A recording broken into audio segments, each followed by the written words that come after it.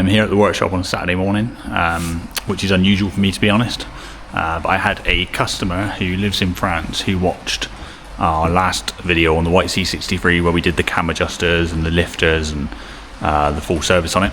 And he watched that and he decided, or he asked us if we could do it for his car, and he would drive over from France, leave it with us for a few days, and we'll get it all done. So we've arranged it for this weekend. He's driven over last night. I've come to the workshop this morning and he's just dropped it off. We've got all the bits ready to go. So over today, which is Saturday, Sunday, and then probably into Monday, we're gonna do a full service on the C63. We're gonna replace the cam adjuster plates and all the lifters and give the car a full check over, and basically just try and address everything we can within a few days before he goes back to France. So I will show you everything that I've ordered ready for this car. These are all the parts we've got in, most of it genuine Mercedes. We've got the AMG engine oil, gearbox oil, Castrol rear diff oil, which is what the dealer actually supply. Got the brake fluid, gearbox filter, and then all the bolts, gaskets and level tube required to do the gearbox, air filters, pollen filter. We're also going to do the V-valve tensioner and all the pulleys whilst we're in there, as we know they're a common failure point on this engine. Makes sense to do it all at the same time. Front cover gaskets, rocker cover gaskets, cam adjuster bolts. There's the oil filter. These are the cam adjuster repair plates from 63 Motorsport, and you get the new pins and springs to go inside the cam adjusters. So I'll show you how we separate the cam adjusters and replace those plates. This is kind of the basic kit. It's the stage 1 kit where you just replace the rear plate that the pin locks into. And then we've also got lifters which are currently bathing in oil in an attempt to fill them. These are INA lifters, so they're not genuine, but INA actually make them for Mercedes, so they're about as close as you can get to genuine. People go back and forth on letting them sit in oil, but ultimately I do it because it can't hurt.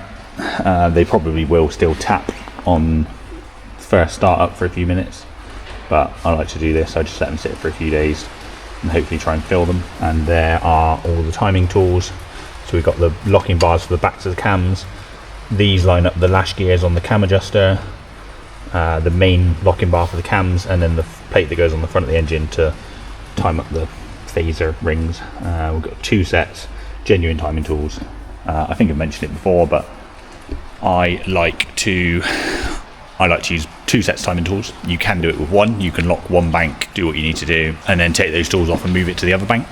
But the issue with that is the engine can potentially move in the process, because there's no way of locking the crank on these engines. You can only lock the cams. So in theory, you could time one side up, take the tools off, and then as you move it to the other side, the crank can move slightly. So, and they are, same as any modern engine, they're very sensitive to timing. And even if it's slightly out, it'll throw an engine light or it'll run rough. So 2 sets of genuine tools. I know that if they're all fitted, then the timing is correct. It has to be. We'll reset the values that are needed with Zentry afterwards, and should all be good. I've had a good tidy up of the workshop in preparation for this. Got all the parts ready to go. Got this SLK on the ramp at the moment, which just needs to go outside. NSX sat waiting for parts to come from America, and we've got this 2008 C63 which is actually broken a head bolt, so this is the next big one to do. Started to strip it to basically confirm the issue.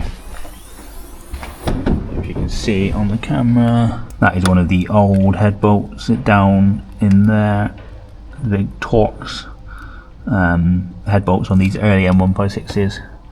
Plenty of milky oil there. But then if we come across to this one, you can see that the head of the bolt is broken off, which is a relatively common issue on these early cars. It's probably a bit blown out of proportion and not as common as the internet would have you believe, but it does happen. As we can see, 2008 car, well looked after, full service history. Head bolts have lasted this long, but now we're going to pull the engine, take the heads off. We're going to give the heads a good refresh, get them skimmed, probably do stem seals, see how far the customer wants to go with it, whether he wants to do springs as well. and then put it all back together. Got all the bits over here for that one. So this is an early car with the metal rocker covers. We're going to be doing cam adjuster plates on this one as well. Cams, lifters, all in good condition. Probably going to be reusing, well, definitely reusing the cams, probably reusing the lifters. It did just have new injectors a few months ago, so that one we'll be cracking on with soon. And this is the car. So it is actually a UK car. He bought it in England, took it to France, and then re-registered it in France. So we were able to use the original UK registration number to kind of order all the parts, and that and the chassis number. Nice car. A little bit dirty from the drive over, but, and he has got an engine light on, but he believes it's to do with the secondary decat, I believe. So we'll have a look at that.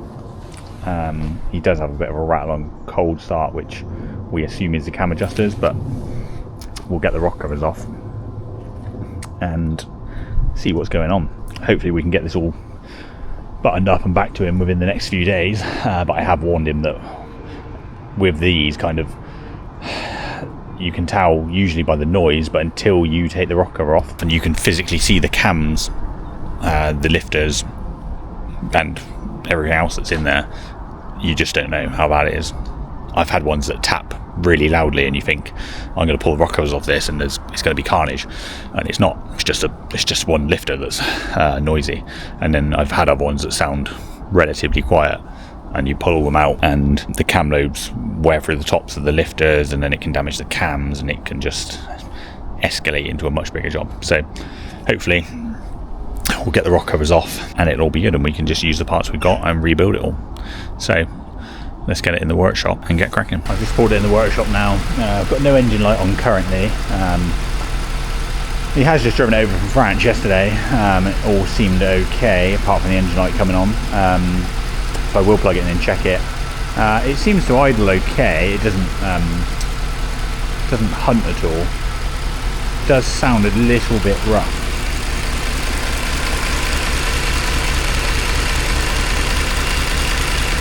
Just not quite as smooth as I would like it to be, so it'll be interesting to see what we find when we get in there.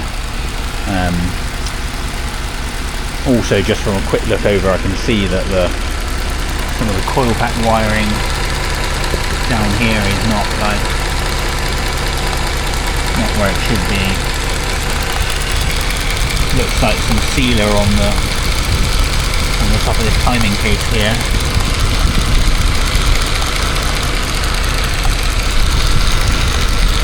So we're going to do all the pulleys and the belt and the tension as well. Give it all a good look over. It's on the ramp. Always a little bit tricky when they've got these additional side skirts added on, but we got there. It's all ready to go. Parts are all prepped. I'm an hour or so into this now. So I'll show you what I've done. Basically, I've removed the rock covers first, although we've got the service to carry out. I wanted to get the rock covers off first, just make sure there's not any major damage, make sure the cams aren't damaged, and kind of make sure we're not going to come across anything which is going to mess up the kind of deadline for this job. And if there is, then obviously I'll speak to the customer in regards to if he still wanted to go ahead with the service work and if he was able to leave the car with me for a longer period of time. So I've got the rock covers off and it all looks good. So all the airbox is out, both rock covers off. Does look to be in good condition. Not particularly stained at all. The only one issue we've had, which I've had a few times now, is that rocker cover bolt just there. It's snapped off in the head. So relatively common when you're doing rock covers on these. And to be honest, it is quite often that side and quite often that particular bolt that goes, more so than the other side.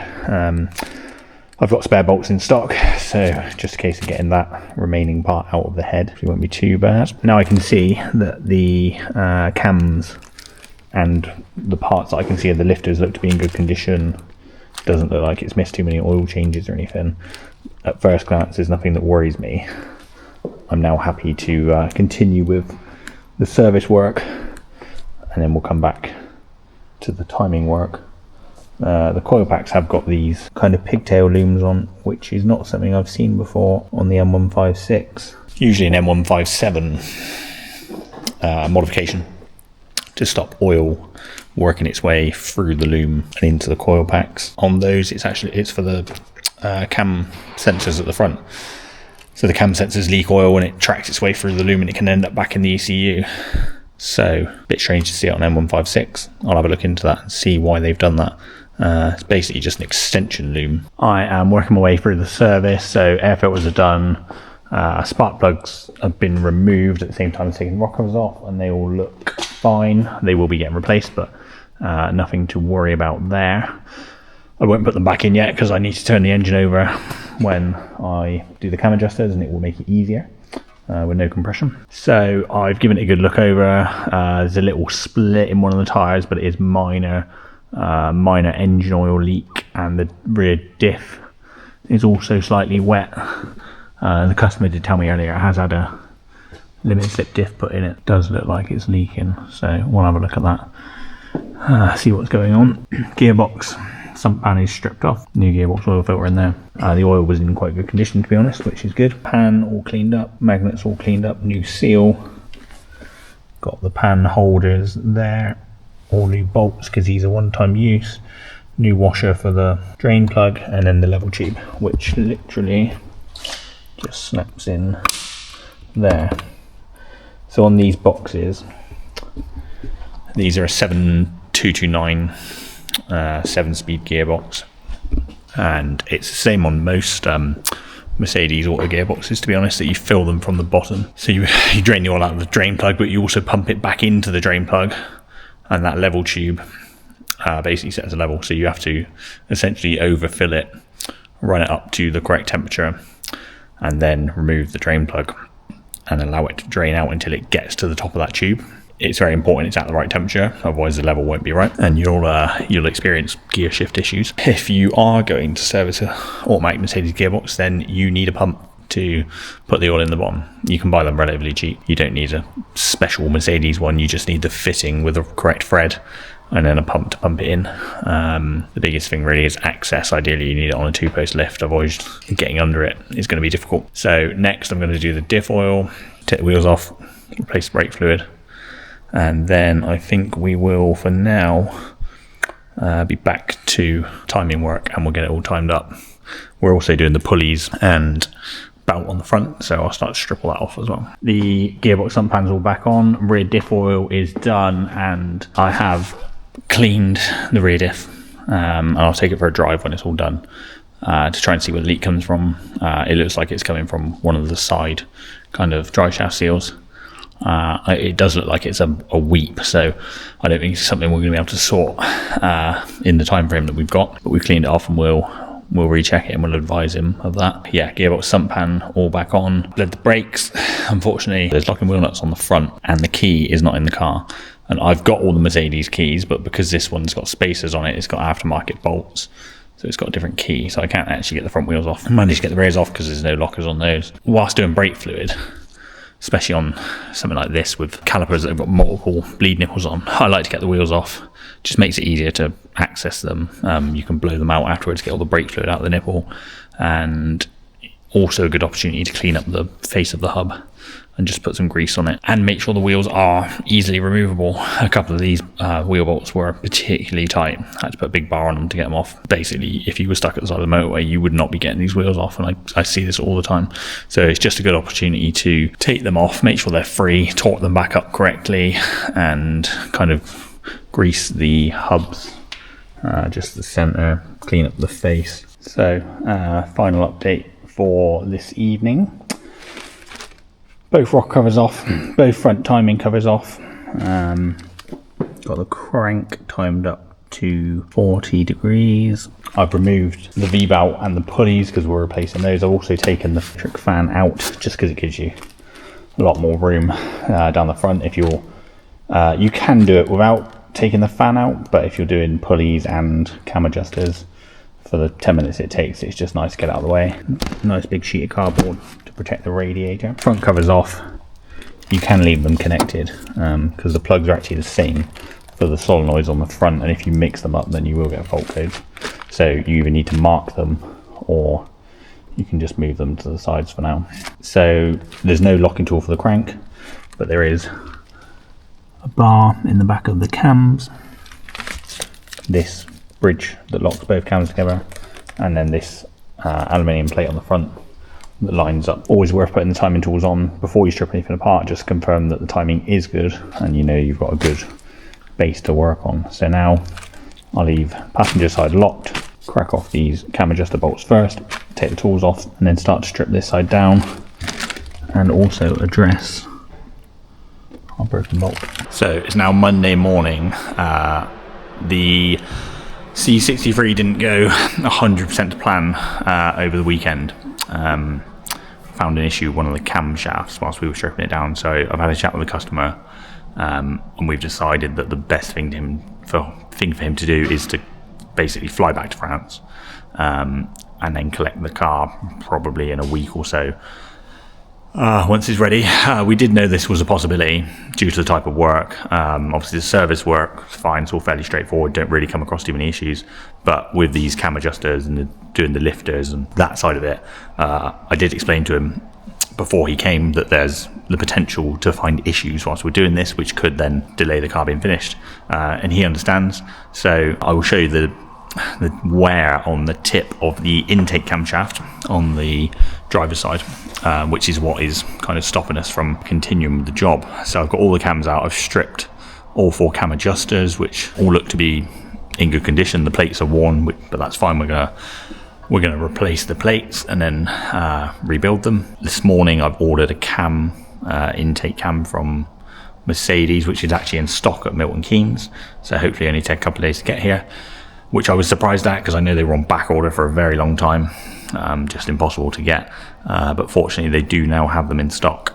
So this is the damage, or the wear I should say, just there on the tip of that cam lobe. So it's basically just worn through the tip of the cam, and the issue is when it does that, it will then start to damage the lifter as well, and there are some slight scratch marks on the lifter.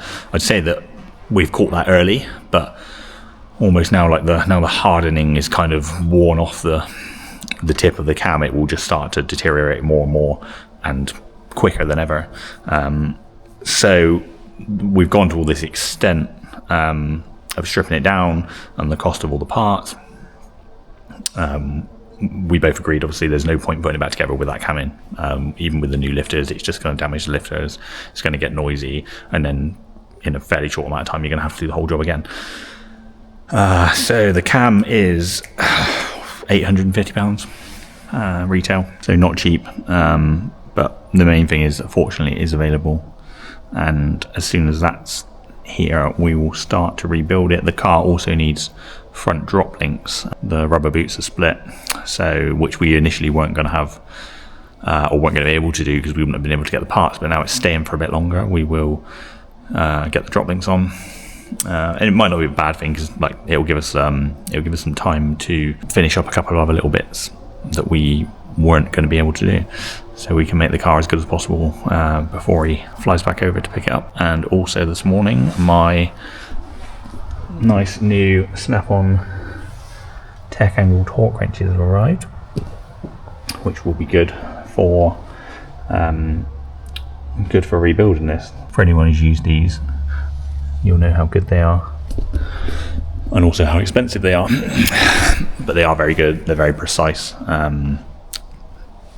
I had some digital torque wrenches before I've been using up until now, but ultimately the snap-on ones, from my research, are the best.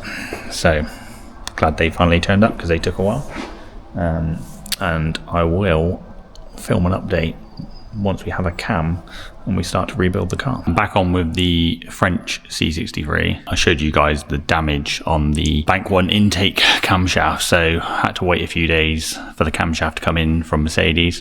Luckily they did have them available because I know they were on back order for quite a long time, so we were fortunate to get one of those. We've now got the cam and it's installed back in the car, which I'll show you now. So both original cams on this side, but all new hydraulic lifters, fitted. All the caps have all been cleaned up, lubed, and then all torqued down. Same on the driver's side. Both cams back in. This is our new intake camshaft to replace the damaged one. All 4 cam adjusters have been rebuilt, so it's just a case of placing those back on. Timing's still set at 40 on the crank, and then I've got the locking plates in the back and the bridge pieces here, so it is all timed up. Just need to get the adjusters on and then set the plates that go on the front of those, but we are making good progress.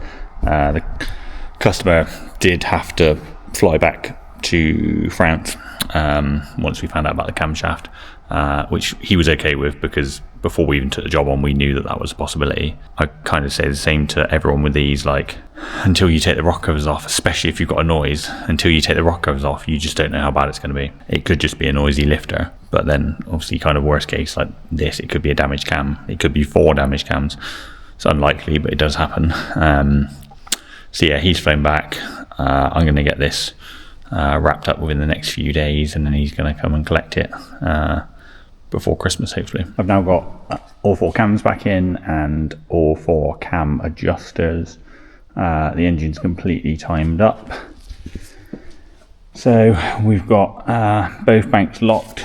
We've got our plates on the front here, the bridge that locks the cams, and then this flat bar that slots into the back of the cams. Crank's on 40 degrees. As we said, there's no lock for the crank. Same again this side.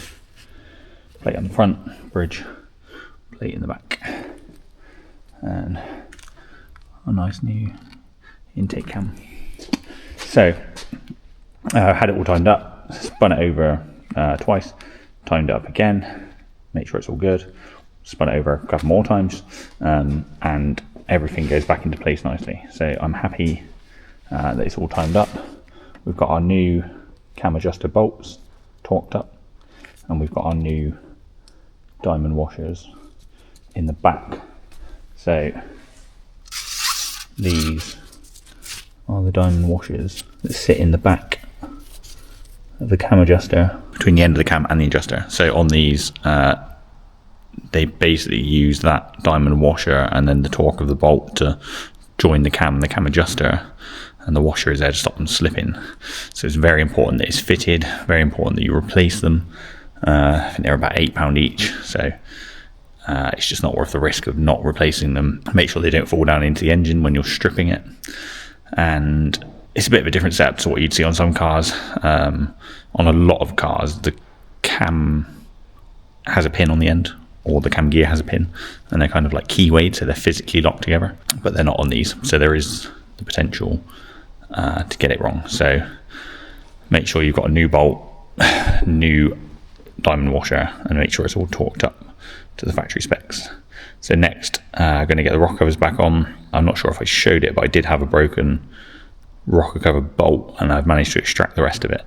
So we'll get the rocker covers on, the front covers, and then we'll start rebuilding the all the pulleys and the V-mount. All back together, all 4 cams in, cam adjusters in, new rocker cover gaskets, front cover gaskets.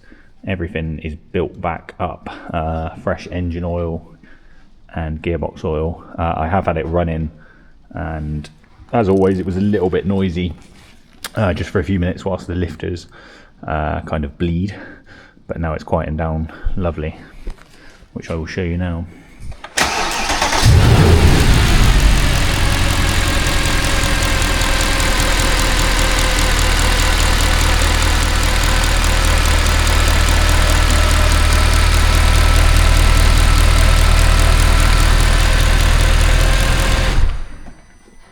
So runs nice, no engine lights, nice and quiet once the lifters have bled through. I'll let it cool down overnight, then I'll take it for a drive, leave the scanner attached, just make sure we've got no fault codes. I want to put a fair few miles on it before the customer takes it back, because he's going to be driving it back to France. So you just want to make sure it's 100%. Like I say, started from cold a few times. just to make sure he has no issues. But it's much quieter than it was before. It did have a bit of a lifter noise when it came in, and also runs smoother. So I have noticed it's got a slight air leak from the exhaust. Where someone's cut out the secondary cats, there's a slight hole. So that ideally needs a little blob of wow just to fill that in. But other than that, she's all good. French C63 is all done now. Just been out on road testing it. Just to recap what we've done, basically a full service, engine oil, gearbox oil service, rear diff oil. We've done spark plugs, air filters, brake fluid, and then we have also removed the cams, replaced the hydraulic lifters, replaced the one intake camshaft on bank 1 because that was damaged, and then also rebuilt the cam adjusters with the 63 Motorsports plates. We also did a new auxiliary belt and the idler pulleys and the tensioner whilst we were in there. The old ones weren't too bad, but with these it's always a good idea to get them done because the idler pulleys fail and then the belt can fall off. And we've also done front drop links just because the dust boots were split, so that would be an MOC failure. Yeah, so all back together, road tested. We have an engine warning light which was coming on before, which the customer told us about. I'm not sure if it's got cats in it, to be honest. I think it's completely decatted. It's got no primaries or secondaries as far as I'm aware. So after a short while of driving, it brings up a cat efficiency code. So that even needs cats putting back in, or it needs the map adjusting for that. But drives lovely. All the cold start rattle's gone, and the tapping noise from the lifter and the cam issue, that's all gone. So it's now the 22nd of December. It's all back together. All we've got to do is we're going to get it washed for him.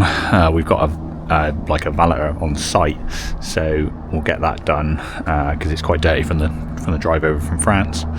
And then obviously the road testing that we've been doing, so we'll get it cleaned up. I've just given the engine bay a quick wipe down now. And then he is coming on Boxing Day, I believe, because that's the only time he can kind of get out of work and fly over to collect it. So yeah, looking forward to giving it back to him. Hopefully he's happy with it. So if you've got a C63, particularly a 204 C63 that needs any work, feel free to drop me a message. We do quite a lot of these cam adjusters, cams, lifters, that kind of things. Basic servicing, diagnostic work, pretty much anything on these. We've got one in currently for broken head bolt, which I've started to do a video on, and we've pulled the engine out as well because it's got a couple of oil leaks. So I'm going to get as much footage on that as I can because that's quite a major strip down. Well, obviously both heads off, and we will be resealing the sumps, possibly the lower crankcase as well. So watch out for a video on that one, and if you've enjoyed this video, don't forget to like and subscribe.